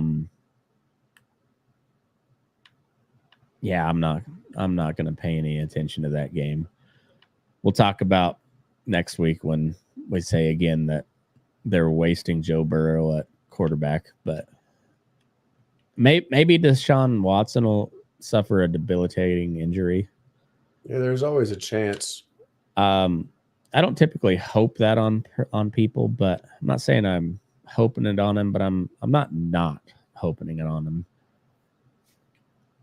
Texans Packers. This should be the Sunday night game, honestly. It's in Lambeau. Early game. Green Bay's -2.5. Over under at 47.5. I like the over. Both these teams can put up points when they need to. Maybe not. I don't know. They both got pretty good defenses too. What's your read on this game? I don't know. I think that there's it's tough to call. I mean, I think it'll be close. I wouldn't take I would take him to cover the spread. I wouldn't. I don't know. I kind of like the way that they've been playing. They've really been playing good football. The Packers have. And I think that the Pack is gonna take it. I mean, they didn't squeak by the Cardinals. They could have played better, but yeah, I mean, it could have been a way bigger blowout than it was. Yeah, but I mean, the Texans are good though. Texans are a really solid football team. Texans, they are 5-1 for a reason, and the Packers are no slouch. Don't get me wrong. I mean, it's just tough to say with confidence that the Packers. I don't know. I think it'll be a lot more defensive than it's looking right now. I think you're right. I'd say take the under, take Green Bay to cover the spread. I think if Green Bay doesn't cover the spread, it's going to be because they lost by a field goal, not by. Yeah, points. I tend to agree with you now. My initial thought was I like the over, but thinking on it, these are two really good teams. I'm going to go with coaching, and I like D'Amico Ryans over the Green Bay coach. So I'll take Texans to cover, but I'm going to go back to the under. I think that's going to be you're going to see Josh Jacobs get about 35 carries, and you're going to see Joe Mixon get 20-25 carries. That's gonna be a fun game. I'm gonna watch that one. Dolphins at the Colts. Who cares? Joe Flacco's 7 touchdowns, 1 interception in his 3 games. See if he can keep the streak going. Dolphins are non-existent at this point. Lions at the Vikings. That'll be a fun game too. Lions are on a tear. Well, they were. But they lost their best defensive player. Do they go out and get another edge rusher, you think? I think they do. I don't think they've got another option there. They don't have the depth. No, I think and the way they're playing, like if they were at 2-2, I'd say probably not. But when you're 4-1 and you're coming off just an absolute curb stomping of the Cowboys, which is kind of a traditional rival of theirs, I think you got to go get somebody, and hopefully it works out, because they're too good of a team not to at the moment. If they, like I said, if they were 2-2, I think it's a different story. But when they're coming off a really big win like that, I think they're gonna go shopping. Yeah, I agree. I think that's kind of their best bet there is to see. I mean, there's even some options, free agency wise, but I mean, they've got the capital, Yeah. and I don't see them not taking advantage of that. Well, I think they should. I think they will. That being said, spreads Vikings -2.5, over unders at 49.5. I do like the over in this one. And I like Minnesota. I like Minnesota by a field goal. So I'll take Minnesota with the points, and I like the over. Aiden Hutchinson healthy. I think I flipped that. I think I go under and Detroit to cover. But that dude's a game wrecker. He's an absolute game wrecker, and they're gonna, they'll be missing him quite a bit. Particularly when you got Sam Darnold on a MVP caliber type of year, throwing up to the best receiver in the league. No, it's give me Vikes -2.5 over. I think this is like a 30-20 game. Somewhere in that range. Eagles at the Giants, Philly -3, over under at 42.5. My fantasy app still has Neighbors as out with a concussion. That dude's a force, though. If he plays, take the over on receptions and probably yardage on him.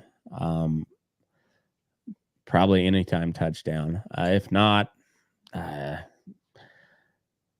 either way, give me Philly -3. I don't know about the over under. That who knows on that. Raiders at the Rams. Who cares? Panthers at the Redskins. Commanders. Washington -7.5. Probably give me that. Panthers are bad. They're really bad. Like they're about to roll Bryce Young out again. Yeah. Like they benched him once. Now they're about to bench Andy Dalton. And at that point, I think it's coaching. When your coaching has got to be your biggest problem there. Well, and Bryce Young should be okay. I mean, he's a kind of a little midget quarterback, but so is Kyler Murray, and Kyler Murray's had success. Yeah, and it has to do with who and how Kyler Murray was coached by, and how they used him, and they kind of were able to game plan around his height and use his speed. I mean, Kyler Murray is not a running quarterback. He's a throwing quarterback, and they use him. They put him in spots that he can make, shortstop throws, whip it across, and they need to do the same thing with what's his face? Bryce Young, yeah. Bryce Young. I wanted to say Jalen Hurts. Wrong. Short. Yeah, the Panthers just aren't a real organization. They're not good. And that's saying something because Washington's not a real organization either. But they've got a fun team this year.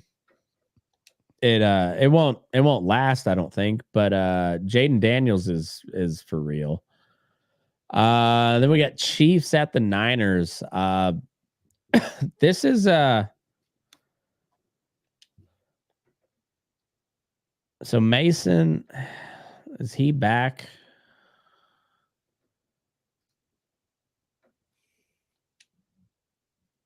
Day to day.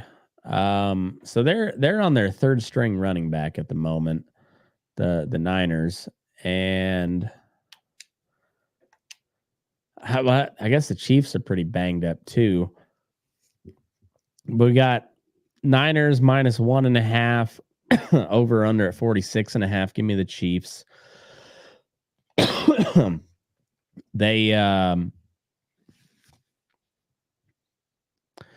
They've won all those close games. I mean, they haven't lost yet, and they haven't really been in any sort of real danger of losing yet either. So, Niners have not looked great, but they're at 500. I think the Niners healthy win this game, but they're not healthy at the moment. So, I don't know if they're ever going to be healthy. I mean, their roster, yeah, pretty old. Yeah, it is, and yeah, like McCaffrey looks like he may not be coming back at all this year. Yeah, give me the Chiefs. Probably an under game too. This seems like a grind them out type of game, and Patty Mahomes does something, something sexy to close it out on the final drive. That's typically how it goes. If I was an NFL script writer, that's what I would do. Although I'd say Brock Purdy plays perfect. Yeah, he typically does. Big game from Jordan Murphy or Jordan Mason.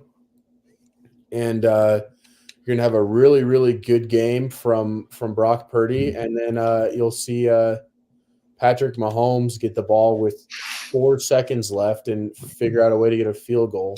Yeah, and then Purdy can call Josh Allen, and they can cry about it together. They can cry in their beers about that same situation. Yeah, give me the Chiefs. Jets at the Steelers. Over unders at 38.5. Give me the under. Jets at minus 1.5. Nah, I'll take the Steelers on that. Well, they're floating the idea of starting Russell Wilson. Why? I don't know. Why would you do that? Like, you're winning with Justin Fields. They've got some sort of like pain kink in Pittsburgh, I think. Is what must be. That makes that's the only thing that makes sense, because nothing about starting Russell Wilson over Justin Fields makes any sense.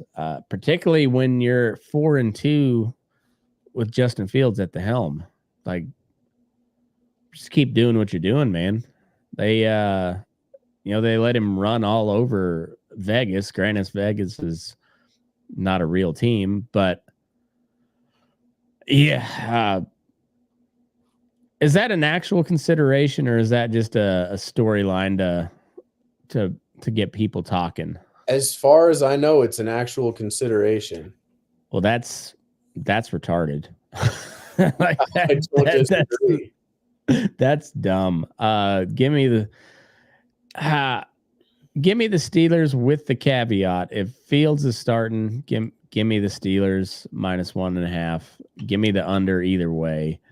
But yeah, if Russell Wilson starts, at least one pick, at least.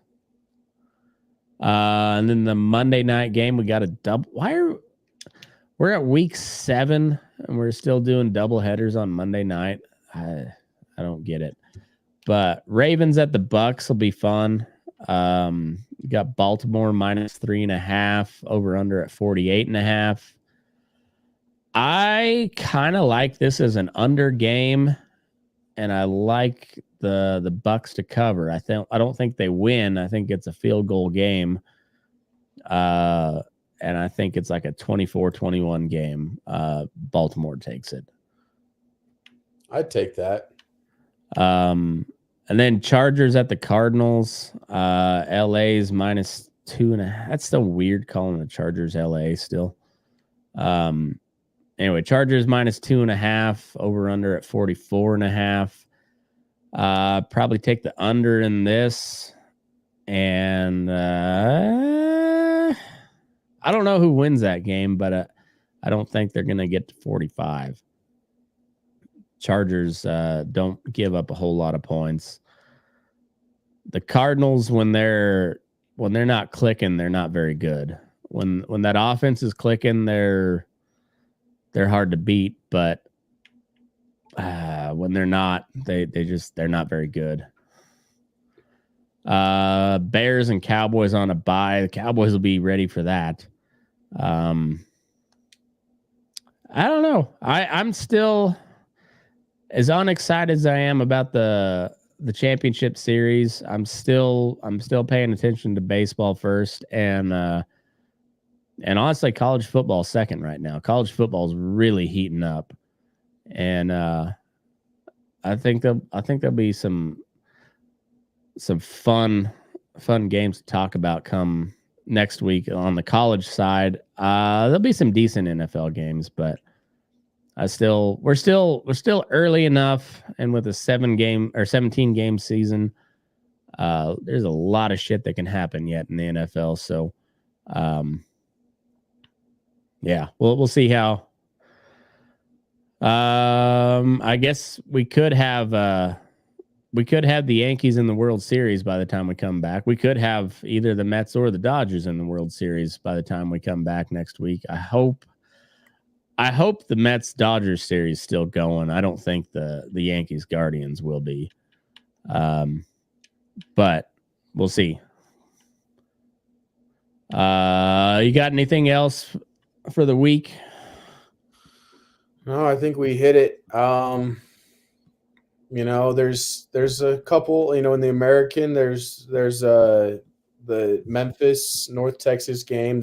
They're the only other two teams that I can see competing for that title if it's not Army Navy. So that's exciting. Does the NBA's regular season start here pretty quick? Pretty soon. I think we got a little bit. I know NHL's getting ready to start. But I'm not worried about either of those sports till about late March. And I'll tune in occasionally on a few games here and there, but yeah, and really till football's over and spring training starts, I'm not concerned about hockey or basketball, and even then, not very. But we do have a sports show, so we might have to talk about it at some point. Yeah, we might. So I made a song, and I'll let me read the prompt that I put. I said it's a beef track with Matt trashing Eric because Colorado State is having a superior football season compared to Wyoming. The trash talk is real on Burnin Daylight Sports. 3-3 Colorado State. I never thought I'd see the day, but I'm all in for next season. All right, you see my thing. There we go. Wyoming for college football playoff 2026. Next year's our year. I like it. Before we get out of here, make sure you go follow us on YouTube, Instagram, and Facebook. Also Twitter. It's at Burnin Daylight Sports on all platforms. But go give us a follow there and subscribe on your podcast feed, all that stuff, and let's help try to get this thing spread out there a little ways. Getting some sort of traction. It's not a lot yet, but it's is exceeding expectations. So. Thanks for tuning in. And again, we made it before the 3-hour mark. So we're 2 weeks in a row. We're catching our stride. So this is called Rivalry Rumble. Maybe kind of a wonky app. And here we go.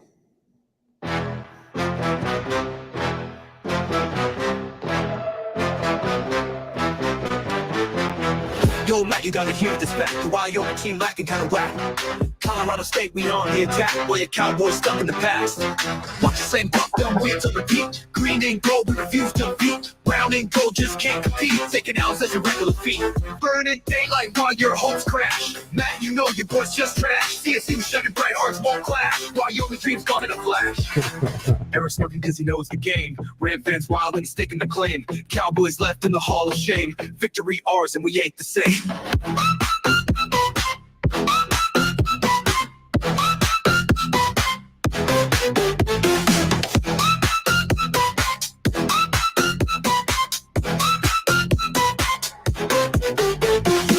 From the field, the roar and the cheers. Wahoo boys drowning in the tears. This rivalry's gone for years, but CSU's rewards your biggest fears. Burning daylight while your hopes crash. Matt, you know you boys just trash. CSU